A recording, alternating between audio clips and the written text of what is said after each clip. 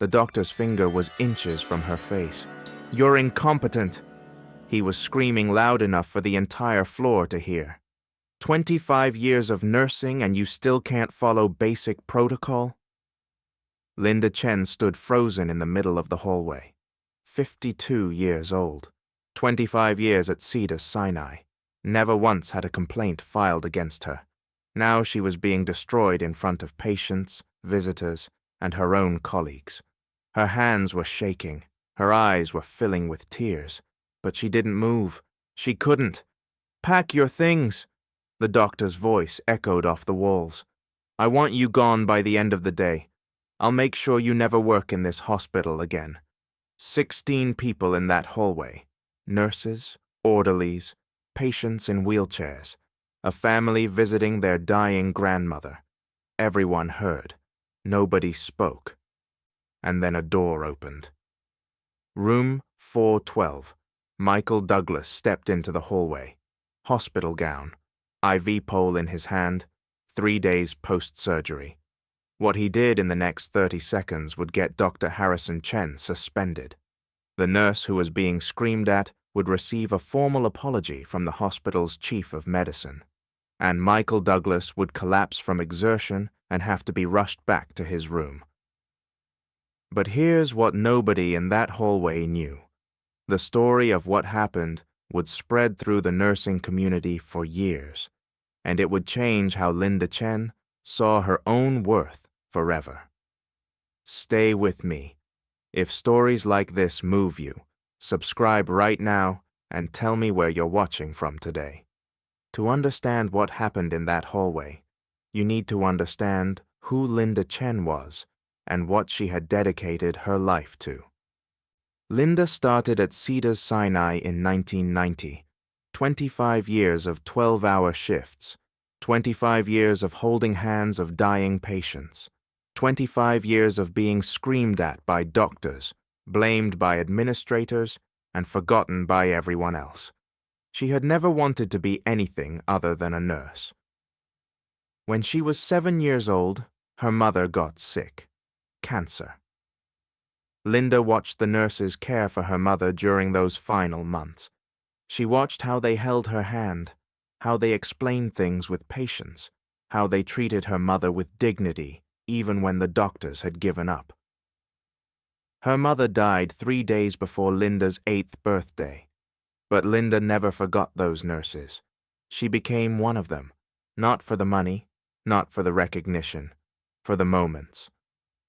The moment when a scared patient finally relaxes because you're holding their hand.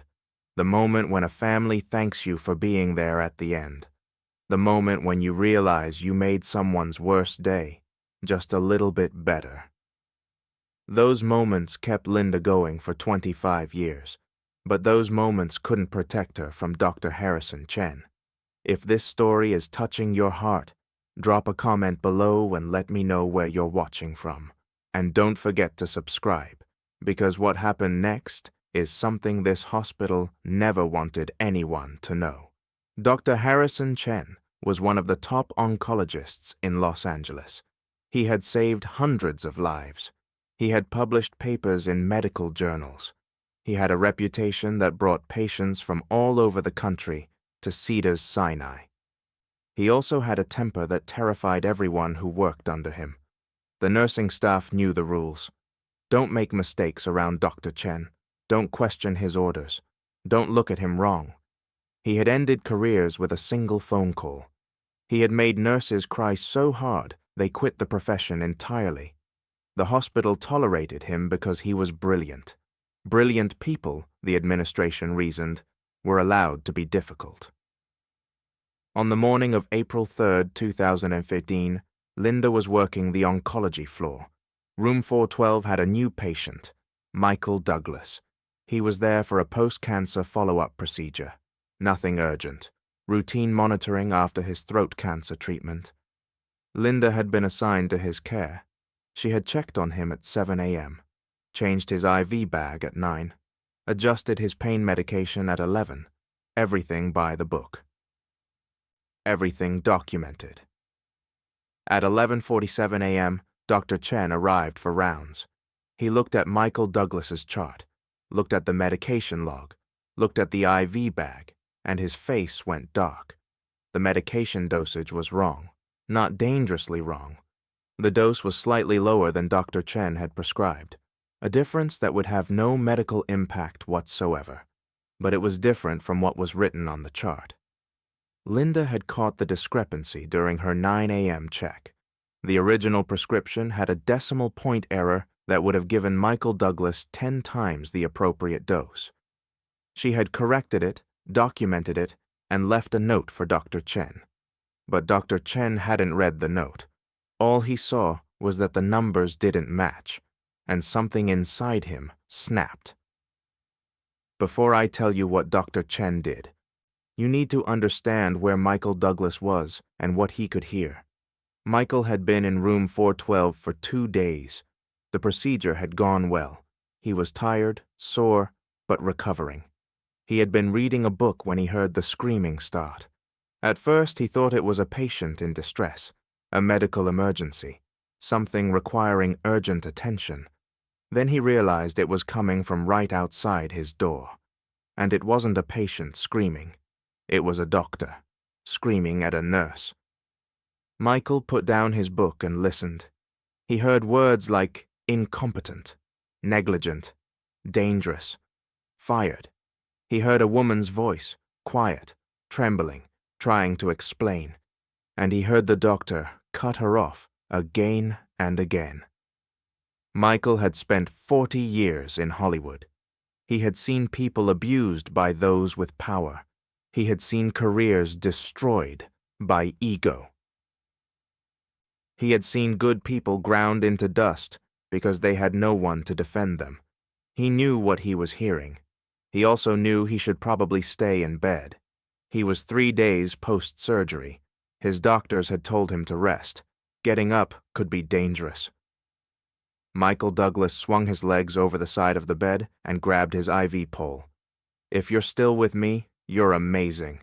Hit subscribe, drop a like, and tell me in the comments what you would have done in that hospital room, because what happened next shocked everyone on that floor. Michael opened the door of room 412 and stepped into the hallway. The scene was worse than he had imagined. Dr. Harrison Chen was standing over Linda like a prosecutor over a defendant. His finger was jabbing toward her face with every word.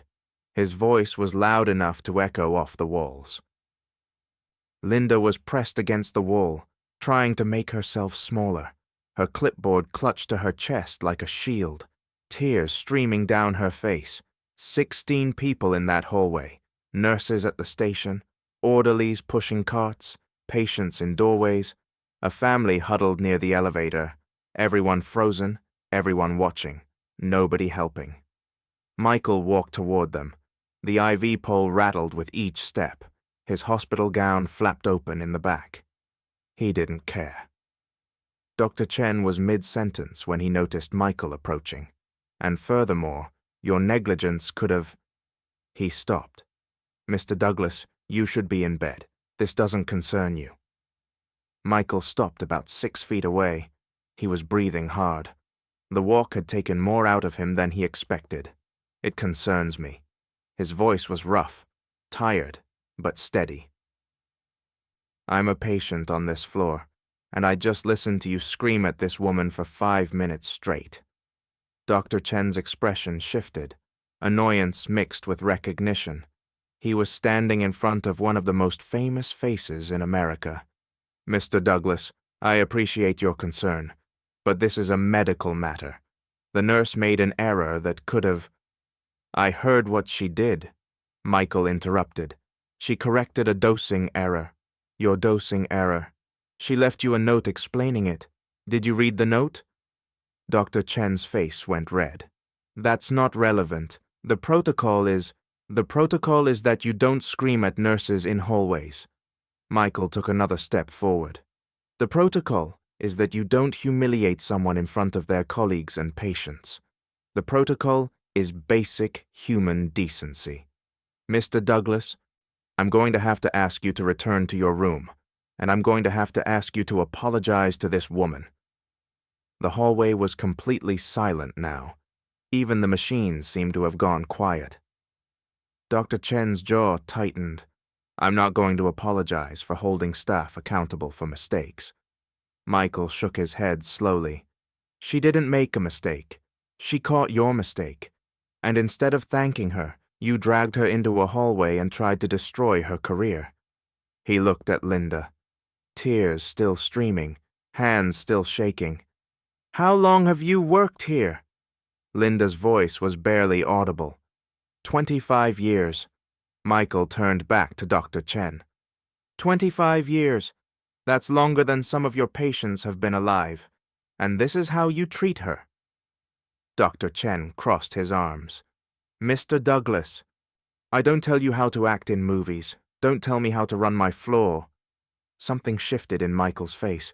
The exhaustion was still there, but underneath it now was something harder. You're right, I don't know how to run a hospital floor, but I know how to treat people, and I know what I'm looking at right now. He pointed at Dr. Chen. I'm looking at a bully, someone who screams at nurses because they can, someone who destroys people's confidence because it makes them feel powerful. He lowered his hand. I've seen a lot of people like you in my career, and I've learned one thing about all of them. They keep doing it until someone stops them. Michael turned to the nurses' station. Is there a supervisor on this floor? Someone above Dr. Chen? A woman in scrubs stepped forward. Her name tag said, Sarah Mitchell, floor supervisor. I'm the floor supervisor, Mr. Douglas. Did you witness what just happened? Sarah hesitated. Then she nodded. Yes, sir, I did. Good. Michael's voice was getting weaker now. He was leaning heavily on the IV pole. Because I want to make a formal complaint. I want it documented that Dr. Chen verbally abused a member of your nursing staff. In front of patients, in front of visitors, in front of everyone. He looked at Dr. Chen. And I want him removed from my care immediately. I don't want him anywhere near me. Dr. Chen's face had gone from red to white. You can't. I can. Michael's voice was firm despite his exhaustion. I'm a patient. I have the right to refuse treatment from any physician, and I'm refusing you. He turned back to Sarah. Make it happen, please. Then Michael Douglas's knees buckled. Two nurses rushed forward and caught him before he hit the floor. They helped him back to room 412. The exertion had been too much. His blood pressure had spiked. His heart rate was elevated. But as they helped him back into bed, Michael looked at Linda, still standing in the hallway, still crying. Are you okay? Linda nodded, unable to speak. Don't let them fire you. Michael's voice was barely a whisper now. You're a good nurse. I could tell from the first day. Don't let him win. Then the nurses closed the door, and Michael Douglas collapsed back against his pillows. The aftermath came within hours. Dr. Harrison Chen was suspended pending investigation. The incident had been witnessed by 16 people, including patients and visitors. Hospital administration had no choice. The investigation lasted 2 weeks. Multiple nurses came forward with similar stories, similar humiliations, similar abuse that had gone unreported because they were afraid. Dr. Chen was never fired. Doctors like him rarely are. But he was required to undergo anger management training. He was removed from supervisory roles, and he was never again allowed to discipline staff without oversight. Linda Chen received a formal apology from the hospital's chief of medicine. In writing, she was offered counseling. She was given a commendation for catching the dosing error that could have harmed Michael Douglas. She kept working at Cedars-Sinai. She retired in 2020 after 30 years of service. But the most important part of the story happened 2 days after the incident. Michael Douglas was still in the hospital, recovering from his exertion-induced setback. Linda knocked on his door during her shift. Mr. Douglas, can I come in? Of course. Linda walked in slowly. She was holding something in her hands. I wanted to thank you for what you did. Michael shook his head. You don't have to thank me. What happened to you was wrong. I know, but nobody has ever stood up for me like that. Nobody. She handed him a small card, handmade, construction paper with careful lettering. My granddaughter made this. She's 7. When I told her what happened, she wanted to make you a card. Michael opened it. Inside, in a child's handwriting, were the words, "Thank you for being nice to my grandma. You are a hero." Michael Douglas stared at the card for a long time. When he looked up, his eyes were wet. She's wrong, you know. I'm not a hero. I just got out of bed. Linda shook her head. Mr. Douglas, I've worked in this hospital for 25 years. I've seen doctors scream at nurses hundreds of times. I've seen patients watch it happen and say nothing. Because it's easier, because it's not their problem, because they're sick and tired and just want to go home. She paused. You were 3 days post-surgery. You could barely walk, and you got out of bed anyway. That's not just getting out of bed. That's choosing to care when nobody would have blamed you for staying put. She straightened his blankets. A nurse's habit. That's what a hero does. Michael kept the card. He has it still. In 2018, Linda Chen was interviewed for a nursing journal about her career. They asked about her proudest moment. She didn't talk about the lives she'd saved or the patients she'd comforted. She talked about a day in 2015 when she was screaming in a hallway and thought her career was over. And then a door opened. A patient stepped out, a man in a hospital gown with an IV pole in his hand, and he walked straight toward the doctor who was destroying me. Linda smiled at the memory. Michael Douglas didn't just defend me.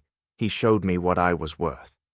25 years I had worked in that hospital, and I had started to believe that being screamed at was just part of the job, that nurses were supposed to take it, that we weren't worth protecting. She shook her head. He showed me that wasn't true. And for the last 3 years of my career, I made sure no nurse under my supervision ever felt that way. I stood up for them the way he stood up for me. The journalist asked what she would say to Michael Douglas today. I would say, thank you. But more than that, I would say, you changed the culture of that floor. After what you did, doctors were more careful. Nurses were more willing to report abuse. Administration paid attention. She paused. One man, one moment. That's all it took to start changing things. Michael Douglas has never spoken publicly about what happened in that hallway. When asked about it, he said, I heard someone being hurt. I did something about it. That's not heroic. That's just human. But the nurses who were there remember it differently. They remember a man who was supposed to be resting, a man who was recovering from surgery, a man who had every reason to stay in bed and mind his own business. And they remember him walking into that hallway anyway, hospital gown flapping, IV pole rattling, barely able to stand. Because someone needed help. That's not just human, that's extraordinary, and it's something Linda Chen has never forgotten. Thank you for watching until the end. If this story moved you, please like, comment, and subscribe. Tell me in the comments, have you ever seen someone stand up for a stranger? I'll see you in the next one.